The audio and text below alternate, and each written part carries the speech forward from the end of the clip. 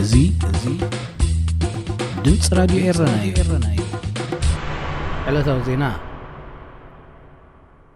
ሰራዊት ኤርትራ ካብ 6 ክሳብ 12 መስከረም ኣብ ዝነበረ ግዜ ኣብ ሸራሮ ኤርትራውያን ስደተኛታት ዝርከብዎም ልዕሊ 40 ሰላማውያን ሰባት ረሺኑ ክብል ኣምነስቲ ኢንተርናሽናል ከሲሱ።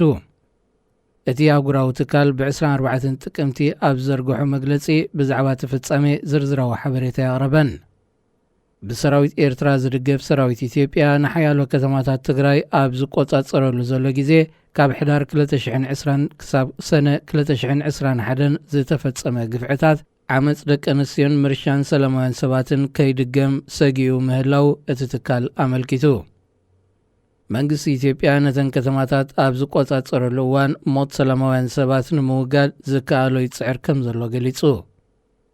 ኣምነስቲ ኢንተርናሽናል ኣብ መግለጺኡ በንጻሩ ካብ ናሓሰ ክሳብ መስከረም ኣብ ዓዲ ዳዕሮን መቐለን ኣብ ዝርከባ ዝተፈላለያ ከባቢታት ትግራይ ብዝተኻየደ ናይ ነፈርትን ድሮንን ደብዳብ ኣማኢት ሰላማውያን ሰባት ግዳያት ከም ዝኾኑ ይወቒሱ። ዳይረክተር ናይቲ ኣህጉራዊ ተጣባቒ መሰላት ኣብ ዞባ ምብራቕን ደቡባውን ኣፍሪቃ ሙለያ ምዋንያንዳ መንግስቲ ኢትዮጵያ ሰላማውያን ሰባት ንምክልኻል ዝኣተዉ መብጻሕታት ምስ ሕሉፍ ተመክሮታት በመዝማድ ክጣሓስ ዘለዎ ተኽእሎ ልዑል ምዃኑ ኣስሚራትሉ። ወተሃደራውያን ይኹኑ ሲቪላውያን ሰበስልጣን ገበናት ኩናት ንዝፍጽሙ ኣዘዝቲ ሓይልታት ናብ ሕጊ ክቐርቡ ድማ ተላብያ። ብመንጎኝነት ሕብረት ኣፍሪቃ ኣብ ደቡብ ኣፍሪቃ ዝካየድ ዘሎ ቀጥታዊ ዘተ ሰላም ወከልቲ መንግስቲ ኢትዮጵያን ሓይልታት ትግራይን ኣሜሪካ ከም ተዓዛቢት ትሳተፍ ምህላዋ ተገሊጹ።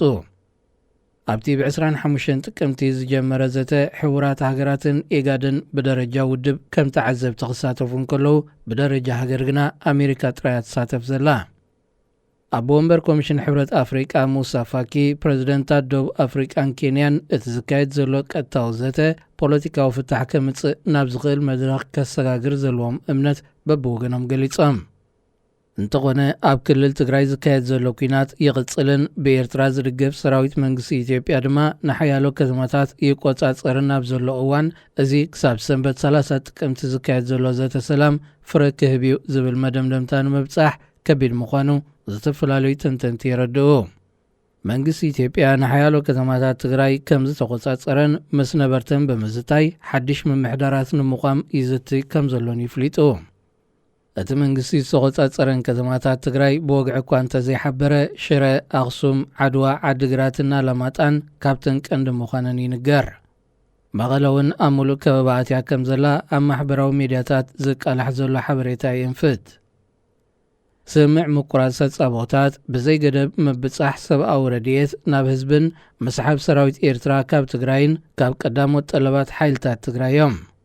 መንግስቲ ኢትዮጵያ ብወገኑ ምፍታሕ ዕጥቂ ሓይልታት ትግራይ ከም ኣውራ ቅድመ ኩነት ናይቲ ኣብ ከተማ ፕሪቶርያ ዝካየድ ዘሎ ቀጥታዊ ዘተ ሰላም ከም ዘቕርቦ ዲፕሎማሰኛታት ይእምቱ።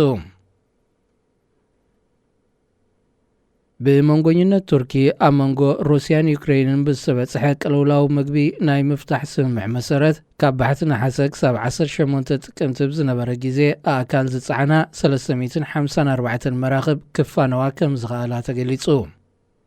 መርበባት ዜና ቱርኪ ንሚኒስተር መጓዓዝያ ብምጥቃስ ኣብ ዘቕረቦ ጸብጻብ ኣብ ዝሓለፈ 2 ወርሕ ካብ ወደባት ዩክሬን ዝተበገሰ ኣሳት 7.8 ሚልዮን ቶና ኣካል ናብ መላእ ዓለም ከም ዝተባጽሐ ሓቢረን።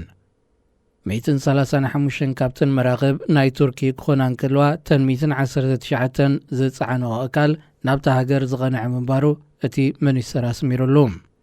እቲ ዝተረፈ ድማ ናብ ሃገራት ቀርኒ ኣፍሪቃ፣ ኤውሮጳ፣ ቻይና፣ ደቡብ ኮርያን ካልኦትን ተባጺሑ። ኣብ መንጎ ሩስያን ዩክሬንን ዝተወልዐ ኩናት ነታ ገዚፍ ዕዳጋ ኣካል ዓለምና ትውንን ዩክሬን ኣብ ከበባ ስለ ዘተዋ ሕርሻዊ ፍርያታ ክትሸይጥ ኣይጸንሕትን። ብሰንኪኡ ድማ ሓያሎ ሃገራት ዋሕዲ ከም ስርናይ ዝኣመሰለ መሰረታዊ እካል ስለ ዘጋጠመ ግሎባዊ ናይ መግቢ ቅልውላውን ወሰኽ ዋጋታትን ከስዕብ ተራእዩ። ቱርኪ ምስ ክልቲአን ሃገራት ብዝጸንሓ ዝምድና ነቲ ኣህጉራዊ ናይ መግቢ ቅልውላው ንምፍታሕ ብዝወሰደቶ ናይ ስምምዕ ተበግሶ ዩክሬን ኣብ ወደባታ ዝርከብ ኣእካል ክትሸይጥ ሩስያ ዝኾነ ዕንቅፋት ከም ዘይትፈጥር ኣረጋጊጻ። እቲ ስምምዕ ኣብ ሓደ ናሓሰ ኣብ ግብሪ ካብ ዝዋዕለሉ ድማ ስርናይ፣ ዘይቲ ብልዕን ካልእ ዝተፈላለየ 13 ዓይነታት ካርጎ ዝጸዓና 354 መራኸብ ካብ ወደባት ዩክሬን እናተበገሳ ናብ ኩሉ ኹርናዓት ዓለም ኣበጻጺሐን። እቲ 13 ሚታዊት ናይቲ ካርጎ ናብ ኣፍሪቃ፣ 23 ሚታዊት ናብ ኤስያ፣ 47 ሚታዊት ድማ ናብ ኤውሮጳ ዘቕንዐ ነይሩ። ዜና ኣብዚ ይፍጸም። ሬድዮ ኤረና ሬድዮ ኤረና ካብ ከተማ ፓሪስ ዝመሓላለፍ ብኤርትራውያን ጋዜጠኛታት ዝዳሎ ነፃ ሬድዮ እዩ።